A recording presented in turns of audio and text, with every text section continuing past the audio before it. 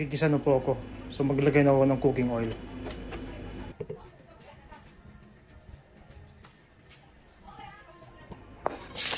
Luya po. Bawang. Saka maglagay ng sibuyas. Halo po ng mabuti.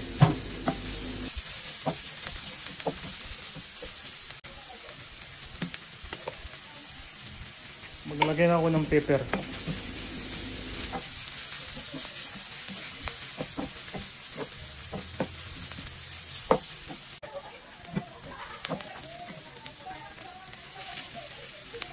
Ilagay ko na po yung mahi-mahi na isda.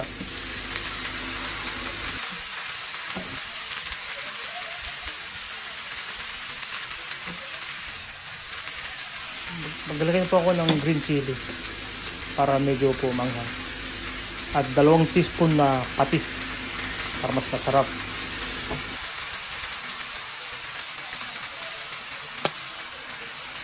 Maglalagay pa ako ng suka. Mga 3 teaspoon.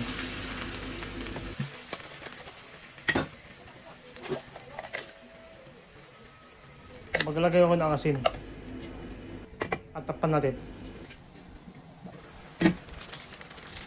Maglalagay pa ako ng pampalasa.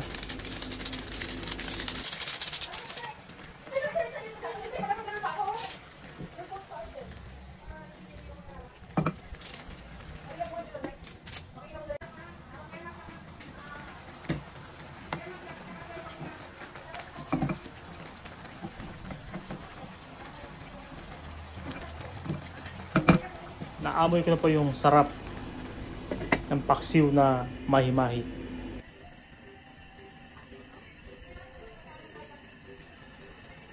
Yung hindi pa nakapag-follow sa aking channel, Melski TV, sana po mag-follow na po kayo. Maglagay pa ako ng ampalaya. Pagkatapos ng ampalaya, maglagay na po ako ng talong. At ihahanap mo mabuti.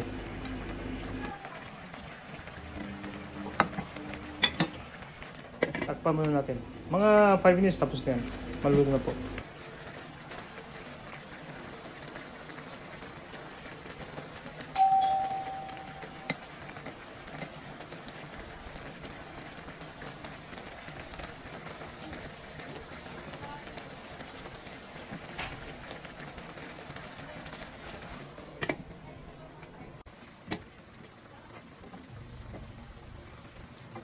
Maraming salamat po pala sa mga nag-like, nag-comment, sa lahat ng supporters ko sa Melski TV.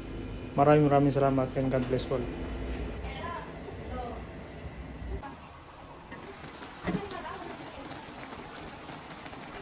Luto na po ang paksiw na mahi-mahi na isda.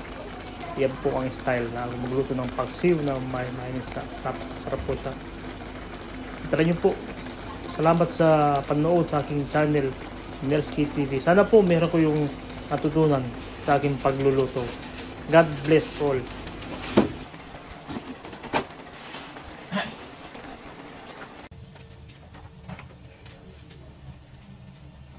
Kain na po tayo.